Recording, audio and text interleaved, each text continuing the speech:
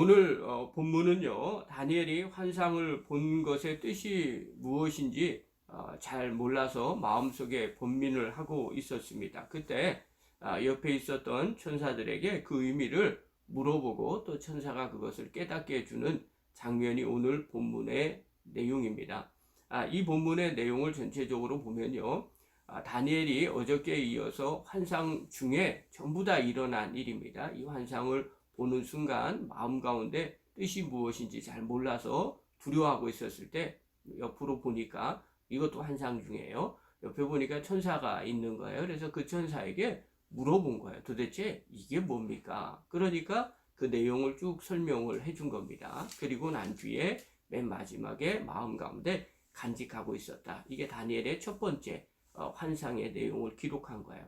문장으로는 많이 있는데 사실은 그림, 꿈 하나를 이렇게 꾸게 된 거죠. 그 정도의 내용들입니다. 그러면 내용을 좀 구체적으로 볼게요. 오늘 개역개정판 말고 저는 세번역으로 조금 볼게요. 15절, 16절에 보면 세번역으로 이렇게 나와요. 나 다니엘은 마음속이 괴롭고 머리의 환상들이 나를 번민하게 해서 거기에 서 있는 천사들 가운데 하나에게 가까이 가서 이 모든 일을 두고 참뜻을 물었다. 그가 나에게 설명하면서 그 일을 풀이하여 알려주었다. 그렇죠? 환상 가운데 볼 때 제가 가끔씩 그런 이야기를 한 것 같아요. 여러분 꿈을 꾸거나 기도할 때 어떤 환상을 봤을 때 그냥 보는 걸로 끝나지 마시고 능동적으로 대처할 필요가 있어요. 더 보여달라 그러나 아니면 이게 뭡니까? 그렇게 하면 하나님이 알려주시고 깨닫게 해주실 때가 있어요. 저도 대신방을 할 때 새벽 기도 중에 신방을 놓고 기도하면서 어떤 말씀을 전해줘야 할까요? 라고 얘기하면 뭐가 때로는 어떤 그림 하나가 보이거나 어떤 말씀이 떠오를 때가 있어요. 그러면 처음에는 대부분은 이해가 되지만 이해가 안 되는 경우가 있어요. 도대체 이게 뭘까? 왜 이런 말씀을 하실까? 아니면 또 왜 이렇게 보여질까? 이럴 때가 있어요. 그럴 때는 그 즉시로 더 물어보는 거예요. 하나님 이게 뭡니까? 또 이런 뜻이 뭡니까? 이걸 어떻게 봐야 될까요? 이렇게 하면 하나님께 때로는 깨닫게 해주시고 또 알게 해주실 때가 있어요. 그리고 또 어떨 때는 그게 무엇이다. 이건 이런 거다. 라고 이렇게 설명을 해 주실 때도 있어요. 또 그게 마음에 와 닿을 때가 있어요. 그렇기 때문에 잘 모를 때는 그렇게 기도하고 물어보는 자세가 필요하죠. 다니엘도 그렇게 된 거죠. 환상 중에 깨닫지 못하고 번민하니까 옆에 있는 전사에게 도대체 이게 뭡니까? 라고 물어본 거죠. 자, 그러니까 설명을 해줘요. 어떻게 설명해 주느냐? 17절에 보면 이 큰 짐승 네 마리는 앞으로 땅에서 일어날 네 왕이다. 그러니까 이 땅의 왕, 제국, 네 제국을 이야기하는 거죠. 특별히 왕은 곧 제국을 상징하는 거니까요. 그러면서 18절에 계속 이어서 설명을 해주는 거예요. 그러나 가장 높은 분의 성도들이 나라를 얻을 것이며 영원히 그것을 누릴 것이다. 그러니까 이야기하는 거죠. 큰 짐승 네 마리는 땅에서 일어날 네 왕인데 그러나 성도들이 나라를 얻을 것이고 그것은 영원할 것이다. 이렇게 설명을 해줘요. 그러니까 다니엘은 하나님을 믿는 백성이었죠. 그러나 나라를 지금 잃어버리고 있거든요. 근데 이게 도대체 뭐라고 이야기할까 할 때 이런 얘기를 해주는 거죠. 세상에는 제국이 생기고 나라가 왕들이 생겨서 이 땅을 점령하는 것 같지만 그게 아니다. 마지막에는 가장 높으신 분이 나라를 얻을 것이다. 그리고 그것은 영원할 것이다. 즉 하나님 나라를 상징하는 거겠죠. 자, 그러면서 이때 다니엘이 넷째 짐승을 더 구체적으로 알고 싶어 했어요. 특별해 보이니까 다른 짐승들은 다 대충 이해가 가겠는데 모양이 좀 독특하거든요. 네 번째 짐승이. 그러니까 19절에 이야기합니다. 그때 나는 여기서 다니엘을 얘기하는 거죠. 넷째 짐승의 참뜻을 더 알고 싶었다.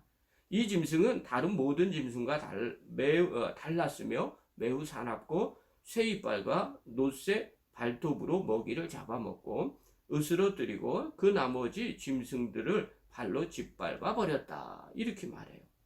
또 뿔도 알고 싶어 했어요. 20절에 보면 이렇게 질문해요. 나는 또 그 짐승의 머리에 있던 10뿔과 새로 돋아난 다른 뿔 하나도 알고 싶었다. 그 다른 뿔 앞에서 새 뿔이 빠졌다. 그 뿔에는 눈들이 있고 크게 떠드는 입이 있었으며 그 모습이 다른 뿔들보다 강하게 보였다. 이렇게 이야기하죠. 10뿔, 새로 돋아난 다른 뿔 하나, 다른 뿔 앞에서 새 뿔이 또 빠졌어요. 또 그 뿔들에 눈이 있고 떠드는 입이 있었어요. 또 새로 돋아난 뿔은 다른 뿔보다 강했다. 도대체 이게 뭘까? 그러는 거죠. 그런데 다니엘이 이 뿔을 보고 있었을 때 환상을 연이어서 보는 거예요. 내용이 어떤 내용이느냐? 21절과 22절에 보면 이래요. 내가 보고 있을 때, 그렇죠? 그 뿔들을 보고 있을 때 새로 돋은 그 뿔이 성도들을 맞서서 전쟁을 일으키고 그 뿔과 성도들이 전쟁을 일으키고 있다는 거예요. 이 얘기는 성도와 그 뿔은 좋은 관계는 아니라는 거죠. 대적하는 관계죠. 그들을 이겼으나 예적부터 계신 분이 오셔서, 예적부터 계신 분은 하나님 얘기하는 거죠. 가장 높은 분의 성도의 권리를 찾아주셔서 마침내 성도들이 나라를 되찾았다. 자, 새로 돋은 뿔과 성도들과 맞서서 전쟁을 일으켰어요. 그러고 난 다음에 예적부터 계신 분이 어떻게 돼요? 오셔서 성도들의 권리를 다시 찾아주셨다는 거예요. 그럼 마침내 성도들이 나라를 되찾게 된다. 뭐 이런 의미이겠죠. 자, 여기까지가 다니엘의 관점이에요. 자, 그러니까 천사가 이 부분을 다니엘이 더 알고 싶어서 물어본 거니까요. 이거에 대한 해석을 해줘요. 23절에 보면요. 그 천사가 이렇게 말하였다. 넷째 짐승은 땅 위에 일어날 넷째 나라로서. 자, 그러면 첫째, 둘째, 셋째 짐승은 뭐예요? 첫 번째 일어날 나라, 두 번째 일어날 나라, 세 번째 일어날 나라라고 그랬죠. 그래서 어저께 바벨론, 그 다음에 메사, 페르시아, 이렇게 메데, 그 다음에 페르시아, 그 다음에 헬라, 그리고 로마, 이렇게 이야기를 했죠. 그 이후에 나라들, 이 나라들이에요. 그리고 다른 모든 나라와 다르고 온 땅을 삼키며 짓밟고 으스러뜨릴 것이다. 네 번째, 로마, 그리고 그 이후에 일어날 나라들을 얘기하는 건데 그 나라들은 다른 나라들과 다를 것이라는 거예요.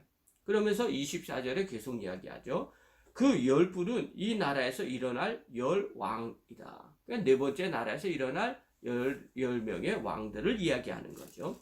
그 뒤에 또 다른 왕이 일어날 것인데 10명 말고도 또 다른 왕들이 계속해서 일어날 것이라는 거예요. 그러니까 역사가 계속되는 순간 하나님 나라가 오기 전까지는 계속해서 이 왕들이 올 거라는 거죠. 그런데 그 왕은 먼저 있던 왕들과 다르고 그 전에 있던 새 왕을 굴복시킬 것이다. 이건 네 번째 왕을 얘기하는 거죠. 그 다음에 25절에 보면요. 그가 가장 높은 분께 대항하여 말하며 하나님께 대적을 한다는 거죠. 그래서 이제 적그리스도라는 이야기를 하고요. 세상 권세가 하나님 나라를 대적할 것이다. 그러면서 이제 종말론을 중요하게 신봉하는 분들도 요즘도 마찬가지죠. 코로나를 어떻게 봐야 될까 할 때 일부에서도 나라가 신앙을, 교회를 지금 억압하고 있다. 뭐 이런 식으로 보는 분들도 계십니다. 왜냐하면 이런 역사적인 연장선상에서 계속해서 보는 거죠. 이것은 시대마다 그랬어요. 중세 때도 마찬가지고. 중세 때는 로마 이후니까요. 그때도 세상 나라가 신앙의 나라를 제압하고 또 대적할 것이다. 이런 것들을 계속 갖고 있었어요. 자, 그러면서 이야기를 하는 거죠. 25절에 보면 그가 가장 높은 분께 대항하여 말하며 가장 높은 분들과 성도들을 괴롭히며 정해진 때와 법을 바꾸려고 할 것이다. 성도들은 한 때와 두 때와 반 때까지 그의 권세 아래 놓일 것이다. 그러니까 주님 나라 오시기 전까지는 이렇게 핍박하는 그 세상의 나라, 그 다음에 권세 아래 백성들이 있을 것이다. 이렇게 이야기하는 거죠. 그러면서 26절에 보면 그러나 심판이 내려서 그의 권세를 빼앗기고 멸망하여 없어질 것이다. 27절에 보면요. 나라와 권세와 온천하 열국의 위력이 가장 높으신 분의 거룩한 백성에게로 돌아갈 것이다. 그의 나라는 영원한 나라다. 권세를 가진 모든 통치자가 그를 섬기며 복종할 것이다. 그러나 걱정하지 말아라. 심판이 내려서 그의 권세를 빼앗길 거고 그들은 멸망하고 없어질 것이다. 그리고 모든 권세를 가진 통치자들이 하나님을 섬기며 복종할 그런 날이 올 것이다. 이렇게 얘기하는 거죠. 그리고 맨 마지막에 28절에 보면 다니엘이 마무리를 하죠. 이것이 그 환상의 끝이다.